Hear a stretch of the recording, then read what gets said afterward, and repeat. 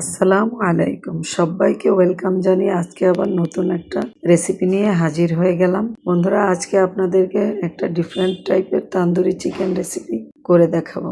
Tandoori chicken with gravy রেসিপিটা আমি প্রায় সময় করে বাচ্চাদেরকে নিয়ে বাসায় পরিবেশন করে থাকি।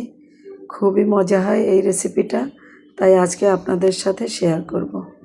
আমি এই তান্দুরিটা তৈরি করার জন্য একটা মুরগির ব্রেস্ট পিস এবং লেগ পিস, থাই পিস সহ সম্পূর্ণটাই নিয়ে নিয়েছি।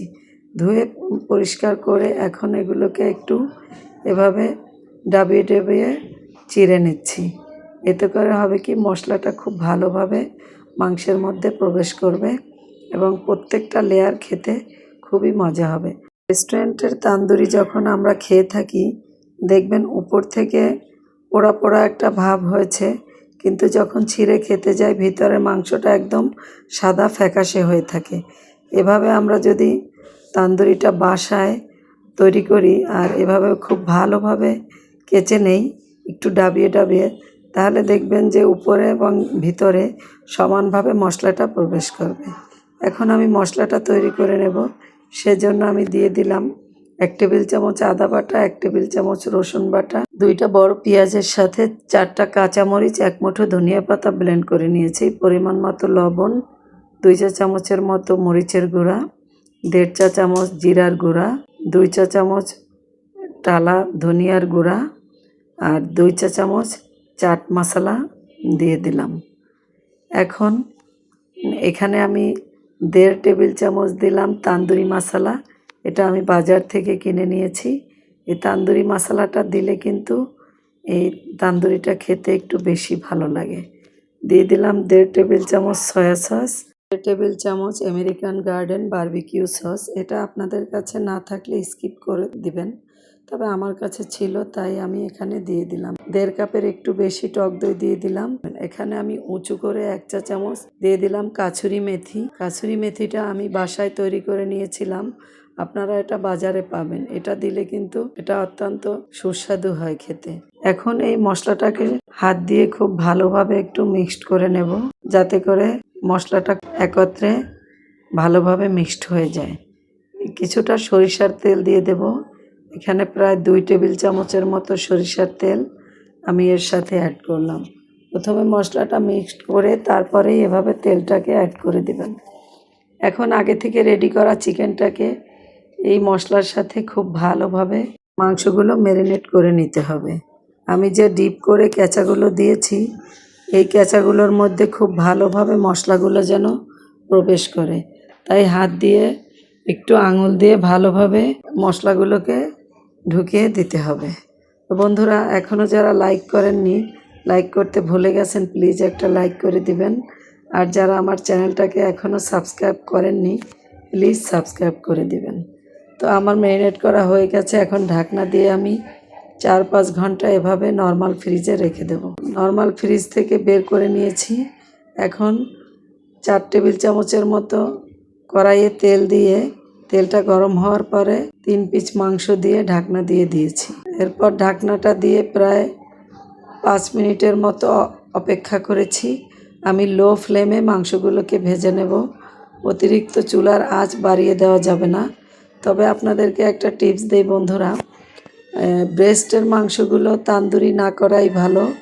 এটা একটু সেদ্ধ হতে বেশ সময় লাগে, আর এটা বেশ মোটা হয়, তো এই জন্য সবসময় লেগ পিস, থাই পিস দিয়েই তান্দুরি চিকেন করার চেষ্টা করবেন। আমি আর একটা ব্রেস্ট পিস ডিপ ফ্রিজে রেখে দিয়েছি, পরবর্তীতে একসময় বাচ্চাদেরকে করে দেব। আজকে আমি এই 3 পিস দিয়েই তান্দুরিটা করে নেব। এরকম লো ফ্লেমে ঢেকে ঢেকে কয়েকবার উল্টিয়ে পাল্টিয়ে আমি তান্দুরিটা করে নিচ্ছি। আর একটা বিষয় আপনাদেরকে বলা হয়নি, মাংসটাকে যখন আমি তেলের মধ্যে ছেড়েছি, গায়ের মশলাগুলো যতটুকু সম্ভব আমি ঝারিয়ে নিয়েছিলাম। আমার তান্দুরিটা কিন্তু হয়ে গেছে। এখন তান্দুরিটাকে তুলে নিচ্ছি। এরপরে কড়াইয়ে যে অবশিষ্ট তেল থাকবে, একটু পোড়া পোড়া মশলাগুলোকে উঠিয়ে নিয়ে তার মধ্যেই বাটিতে যে মশলাটা আমি ঝারিয়ে রেখেছিলাম সেটাকে দিয়ে দিলাম। মশলাটাকে একটু সময় কষিয়ে নিয়ে এর মধ্যে দিয়ে দিলাম 1/3 কাপ পরিমাণ টমেটো সস এবং 1 টেবিল চামচ চিনি।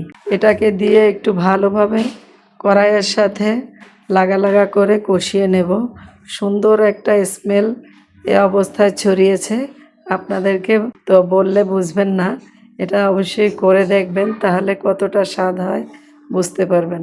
আমি হাফ কাপের মতো পানি দিয়ে দিয়েছি মশলাটা কষানো হওয়ার পরে, এবং পানিটাকেও খুব ভালোভাবে নেড়ে নেড়ে টানিয়ে নিয়েছি। এখন আগে থেকে করে রাখা তান্দুরিটাকে এই মশলার মধ্যে দিয়ে দিলাম।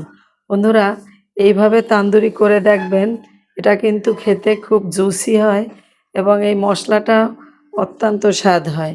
আমি এক টুকরা কয়লা আগে থেকেই গরম করে নিয়েছিলাম, বাটির মধ্যে দিয়ে 1 চা চামচ ঘি দিয়ে ঢাকনা দিয়ে রাখলাম। এতে করে কিন্তু একটা বারবিকিউ ফ্লেভার এর সাথে অ্যাড হয়ে গেল। বন্ধুরা, রেসিপি কেমন হয়েছে কমেন্ট করে জানাতে ভুলবেন না। আপনাদের লাইক এবং কমেন্ট আমাকে নতুন নতুন রেসিপি তৈরি করতে উৎসাহ যোগায়। বন্ধুরা, এইভাবে এই মশলাদার তান্দুরি একবার তৈরি করে দেখবেন।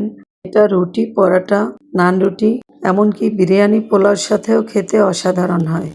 একদিন বাসায় তৈরি করে পরিবারের সবাইকে নিয়ে খেয়ে দেখবেন বন্ধুরা, কতটা মজাদার হয়। আমার রেসিপি ফলো করে যদি আপনারা এই তান্দুরি মশলাটা তৈরি করেন, তাহলে আশা করি নো ফেল একটা রেসিপি আপনারা তৈরি করতে শিখে যাবেন। আর যারা অলরেডি এটা তৈরি করে খেয়েছেন তাদেরকে আর কি বলবো। তো বন্ধুরা, রেসিপি কেমন হয়েছে কমেন্টে জানাবেন। ভালো লাগলে ফ্রেন্ড এবং ফ্যামিলির সাথে শেয়ার করবেন। আজ বিদায় নেব, দেখা হবে আবারও নতুন কোনো রেসিপি নিয়ে। সে পর্যন্ত ভালো থাকবেন। আল্লাহ হাফেজ।